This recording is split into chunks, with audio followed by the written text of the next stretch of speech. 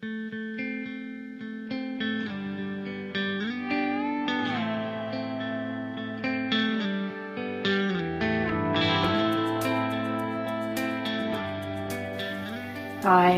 I'm Dr. Faye Snyder. Welcome to my YouTube channel where I answer the question, how could they do that? Today we're going to evaluate Jeffrey Dahmer. And this video is not intended to be a detailed account of facts about his life. Instead, it's an attempt to answer the question, how could Jeffrey Dahmer have done what he did? The answer has to do with his childhood and parenting, not genetics. Genes do not cause personality and do not explain behavior. The purpose of this video is to teach you to ask the right questions. So let's get started. Dahmer was born in 1960 in West Allis, Wisconsin. His mother was Joyce Annette Dahmer and his father was Lionel Herbert Dahmer. Joyce was sometimes known as Rocky. I diagnosed Dahmer as a schizoid personality disorder with post-traumatic stress disorder and major depression with psychotic features. I believe his diagnoses were caused by trauma from infancy and early childhood, including specifically morbid neglect, a term that Joel Norris and I coined between each other since we couldn't find another term as pernicious about the word neglect as what it seemed that Dahmer experienced. My sources are Joel Norris, who is a biographer of a book entitled Jeffrey Dahmer, and Lionel Dahmer, who wrote his own book, A Father's Story, and Judith Becker, who was the primary evaluator and interviewer of Jeffrey Dahmer for his sanity hearings. There's a myth about Jeffrey Dahmer having had a normal childhood, therefore he is proof positive that behavior is genetic, but actually what we're going to discuss today hopefully will dispel that myth. Abused children do look sometimes happy in photographs and happy on videos because they're getting some attention and they have a chance to actually enjoy the moment of attention. There is one video of Jeffrey Dahmer doing what I call the self-conscious dance, where he acts really crazy and kind of spastic and, you know, doesn't really, it's not a pretty picture. So when you see a child doing that kind of self-conscious dance, you can kind of infer that this is a child who's not used to very much attention. There are pictures out there too of him being held for the camera, and I think we still have good reason to believe that those were rare experiences. Dahmer's father, Lionel, was a student at Marquette University where he's working on a doctorate in chemistry, and even though he says he loved his son very much, he stopped coming home because there was so much tension in the house. I think tension is sort of a buzzword in this family for rage. In any event, while Joyce was pregnant with Jeffrey, she took a lot of medication according to her husband, and she was also known for being tense and greedy for attention and argumentative. I'm not sure that she was actually greedy for attention because there was a vicious circle going on there where Lionel didn't want to come home because she was angry, but she was angry because he didn't want to come home. They tended to live in seclusion, and I think that was mostly something that was Rocky's choice. They had lots of fights and angry outbursts. There's a story by my friend and colleague Joel Norris, who's now deceased.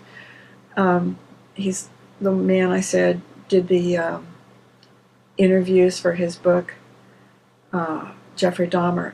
Anyway, he went around the neighborhood and talked to people, and he found out that that when the Dahmers bought their lot on a lake, they didn't know that there was anybody else living on that lake. And after they moved in and Joyce found out that somebody else had property on the same lake, she became outraged, and she began a war with the neighbors that was so toxic that they finally decided to fill in their part of the lake to placate her. When Rocky was pregnant with her second child, apparently someone overheard her say to Lionel, "You better not do to our second child what you did to our first child." I don't know what that means, and it's hearsay. Jeffrey did describe his family as being extremely tense, and at the same time he said, as most serial killers will say, that his parents were fine, they were great, there was nothing wrong with them, that he had a good childhood. Nevertheless, in an interview by Stone Phillips, Jeffrey Dahmer said, "I sort of lived in my own little fantasy world when things got too heated in the household." Jeffrey's first grade teacher made a note on the report card that he seemed like a neglected child. And it appeared very much that he was not touched, cuddled, held, that he was actually starving for skin contact. He was starving for touch. So of the memories that Judith Becker reported, one of them was that Dahmer would become so frightened when his parents would argue that he would run outside and hug a tree.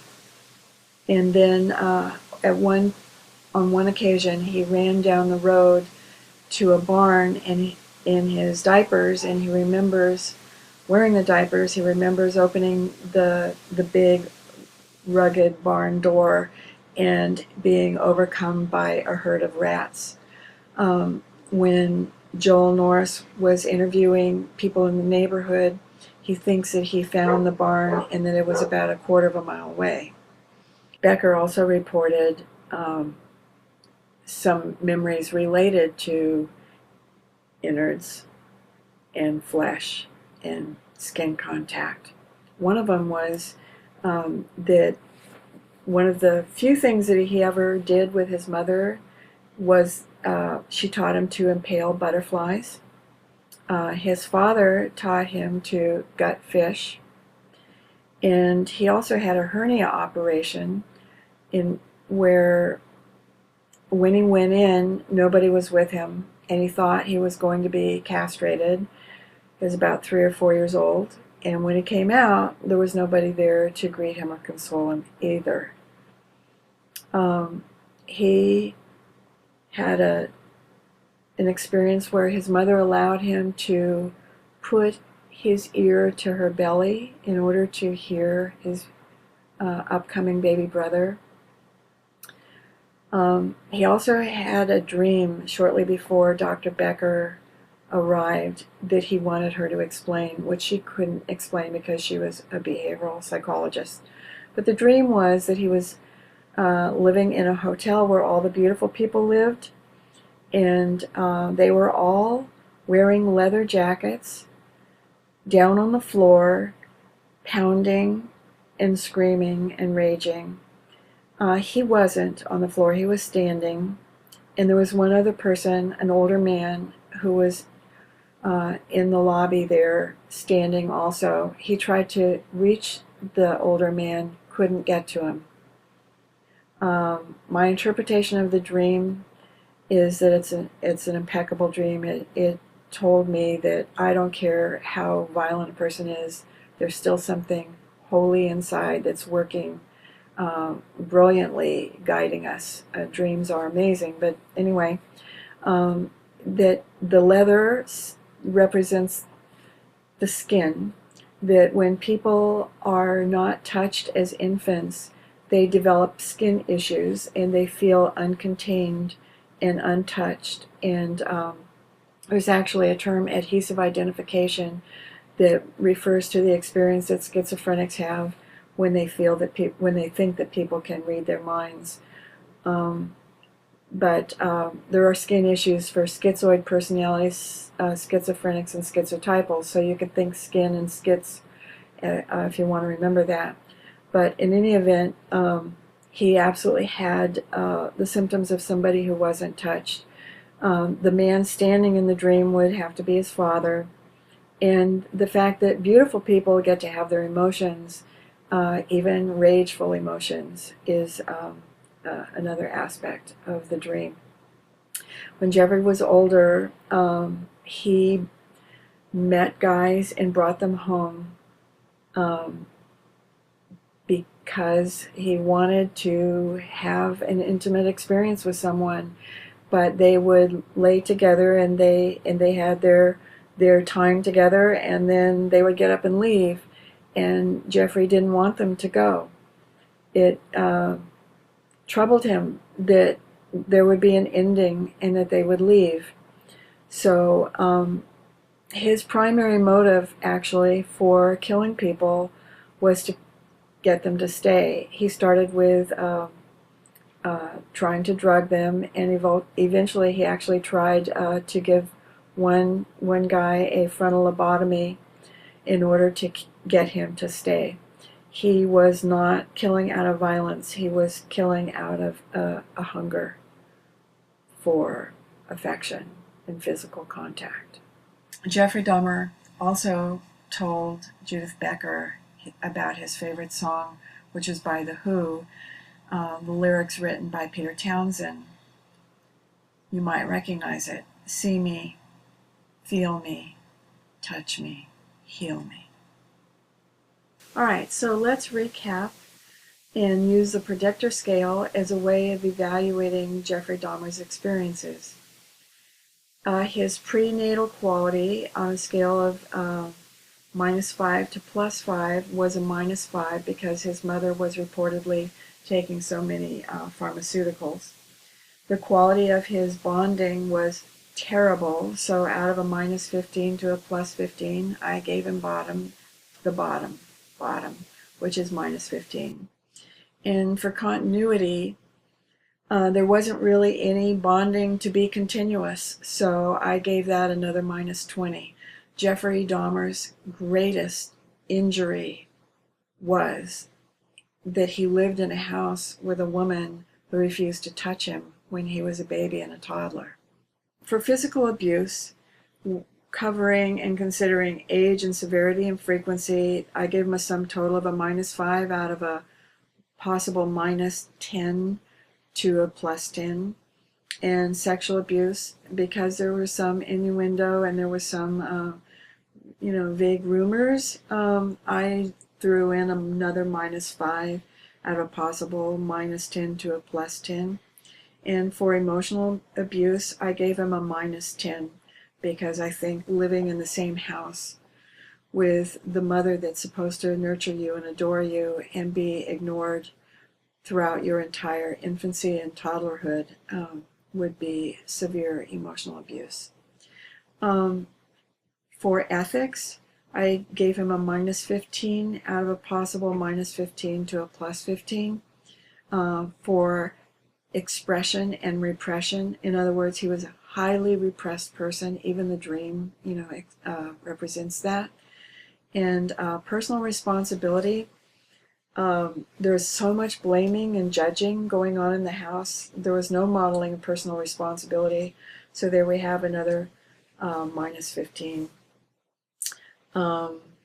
That would be a total of a -90 out of a possible -100 to +100. Now, for modifiers, compounding factors, I gave him a -30 for substance abuse because he was under the influence of alcohol and downers at the times of the killings. So add that. And we come up with a score of somewhere around a 120, 130. So if you would like to learn more about Jeffrey Dahmer and the evaluation we just reviewed, or if you would like to learn more about how to evaluate people and to understand them, you can find more information on my website, and the link is below.